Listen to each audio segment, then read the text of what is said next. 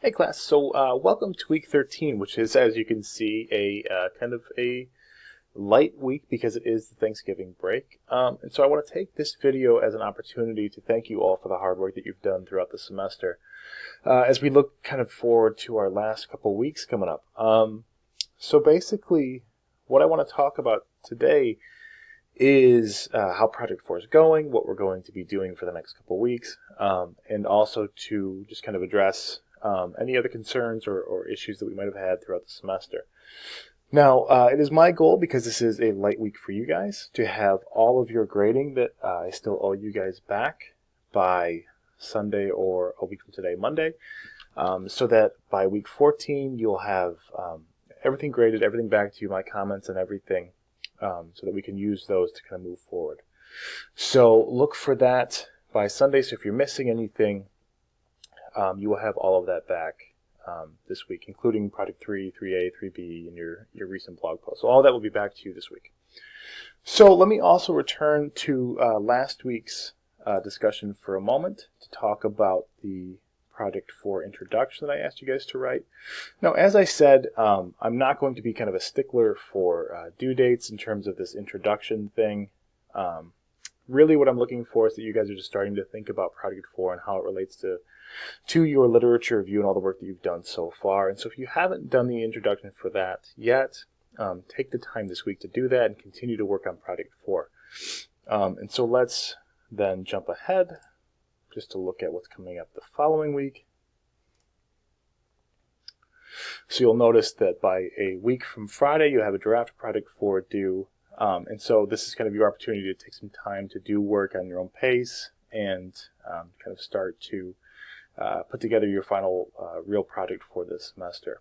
Okay, so the other thing that I want to do before I begin the real discussion for this week is to tell you about the student evaluation scores and how they work for an online class. Now, I will, as of tomorrow, be sending out an email to you guys with a link or a description or directions for how to fill out student evaluation forms for an online class, and so look for that over the next coming days. Basically, it's not very different than what you do for in-class evaluations, where you evaluate the course and the instructor, my teaching of the course. And so I really hope that you take the time to fill that out and send it to the department, because it helps me improve my teaching and helps the department improve the class. And so I really do value your feedback and your discussion. It's kind of one of those things that I really look forward to getting back, and I'll get that back kind of sometime next semester. But it's one of the highlights of that semester is getting that feedback back, being able to read your comments and read your ideas and read your suggestions for the class. So please look for that email in the next coming days, and please take the time to fill it out, and I would really appreciate it.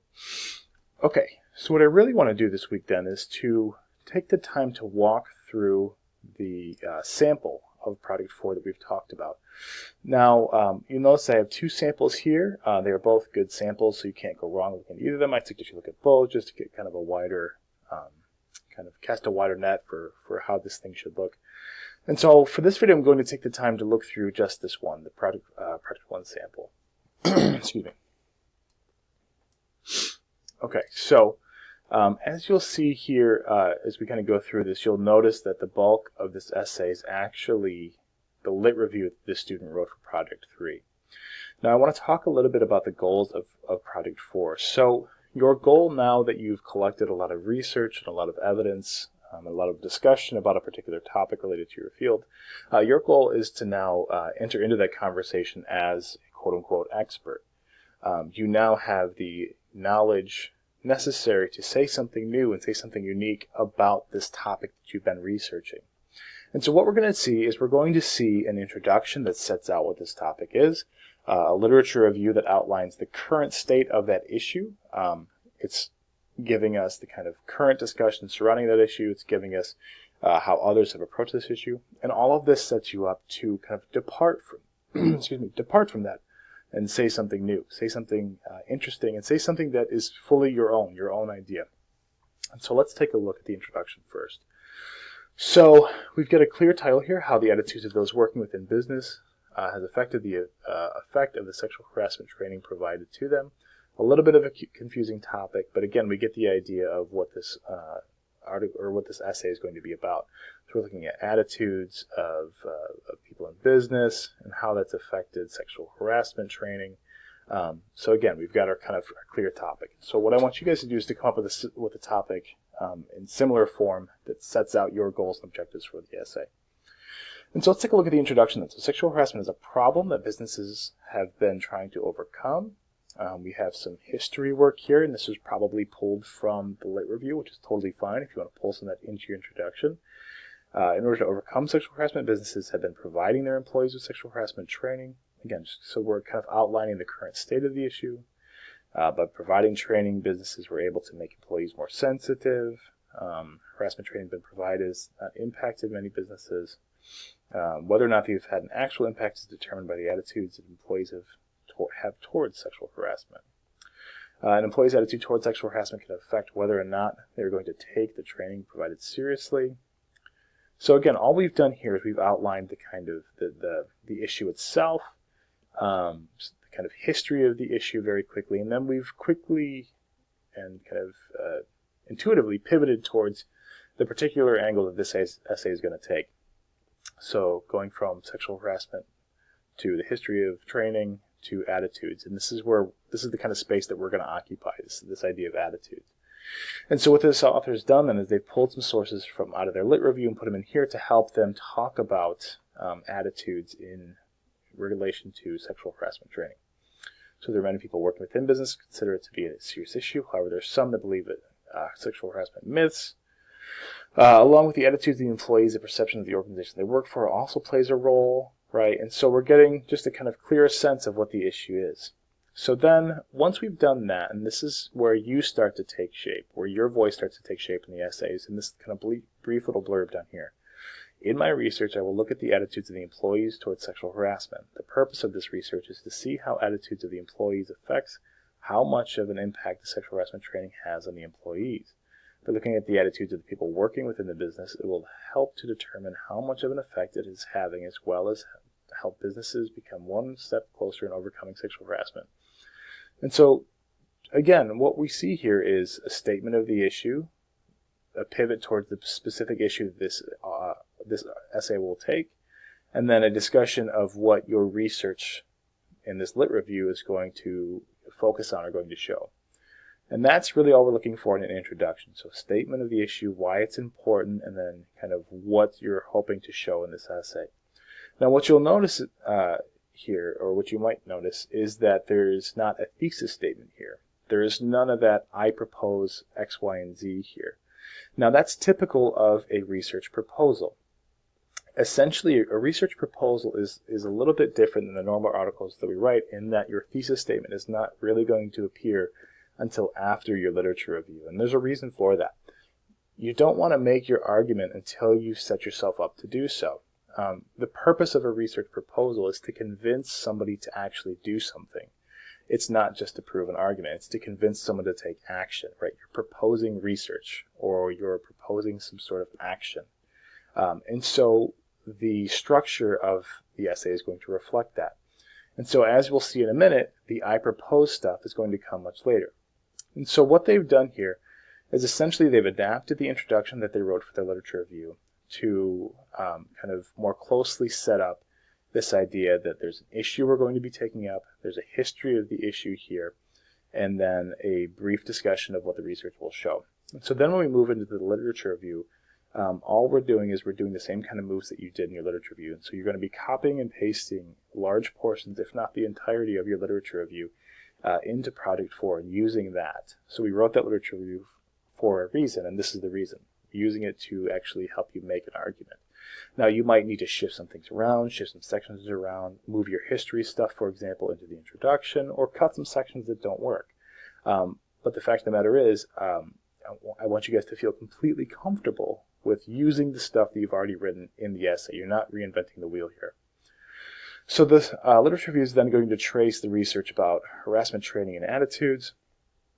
And so we can see that that's what this author is doing. They're working through harassment has been a consistent issue for many businesses, kind of returning to that history idea, and kind of moving through the various topics that this person focused on. various factors should be taken into consideration before training its employees. Many factors that vary between businesses. Again, this is all the stuff that you're doing in literature review, and so feel comfortable using that. Now, when we get to this moment, what we've done so far is we've outlined a particular topic. We've shown the reader why this is an important topic. And we've also given the reader enough of an understanding to know what has historically been done or what is currently being done about this topic. Now, what this does is this gives you the opportunity to step in and say something new. And so let's see what this author is doing. And so when we get down to the end of your literature review, you're going to have a couple different sections, and this is where the new writing is going to come in. You're going to have your I propose thesis statement, a methodology discussion, and a discussion of basically the feasibility. We'll talk about those in a second. So let's see here. It looks like this is where the author starts to pivot towards their own proposal. In order to help with the serious and persistent issue of sexual harassment, there are many steps that can be taken. If they were to change methods of training used, as well as adjust their reasoning for providing sexual harassment, they would be better able to benefit their employees. Although harassment training is provided to employees, the type of training is different, and oftentimes states businesses do not provide training. In order to help reduce the amount of cases filed, it is best to have pre- and post-training. Business employees should be able to benefit by making the attitudes employees would also benefit. Looking at the attitudes and overall providing proper policies and training. Through clearer policies is effective. There are many ways to improve training by conducting research on the attitudes of people working in business. It would allow them to be able to determine how much of an impact it would have to increase the field. And so essentially what this person has done is instead of proposing some sort of new idea or disagreeing or agreeing with someone, we see that they're again outlining the kind of problem with what's been done so far, so we don't really know how the attitudes are affecting them. And so what they're doing is they're proposing further research into the topic. So this could be even stronger if the author said, I propose that we conduct more research on the attitudes, but this is the idea that we're getting here. By conducting research on the attitudes of people working with business, would allow them to determine. And so this is the idea behind their research proposal. They're proposing further research into the attitudes that go along with this kind of training. And so if that's our idea, if that's how we're saying something new, if our idea is to say that we don't know enough about this topic, that we need more research, then we need to talk about what that research should look like. So this research will be conducted to determine, and this is where your method section comes in. And so what your job is going to do then is going to be to think about, hypothetically, what that research would look like. Now, you're not going to be doing this research, but like if you had to sit down and actually conduct this survey or this research, what would you do? And so what this person has thought about is like, we're going to talk to at least 2,000 employees, and then we're going to look at all of these different factors. And so the methodology section is where you will come up with a hypothetical approach to how you would make this happen. And so if your idea is to conduct further research, what would you do? Who would you talk to? What kind of things would you look for? What kind of hypotheses would you test? Or if you are coming with a brand new idea, what is that idea? How would you enact that idea? What kind of steps would you have to take? So on and so forth. And so this is a kind of purely hypothetical methods section, but it's one that still reflects the kind of habits of the community, right? So it should be something that community members are already doing, the kind of research, and it should help you kind of move towards your hypothetical proposal. So once you've done that, your discussion section will then just to think about like, well, what is the feasibility of this? How feasible is my proposal? So if I have the idea that I want to do this new thing, and this is how I'm going to do this new thing, what kind of limitations do you see popping up? What kind of problems do you foresee? Your discussion section is where you'll talk about that. So you'll say like, look, my idea is to do X. In order to do X, I will do steps 1, 2, and 3. But these are some problems that I think that might pop up, or these are some things I'm going to have to take into account. And so what all of this does then is this allows you to come up with and this is just kind of their kind of invention portfolio thing. What this allows you to do is it allows you to step into a conversation by using a lot of research on the topic, to come up with a new idea, to talk about how you would make that new idea happen, and then to think about some sort of problems or issues that you might face in doing so. So that's the goal of Product 4. So email me if you have any questions. Look out for that student evaluation email, and I will be in touch very soon. Have a great break, guys. Bye.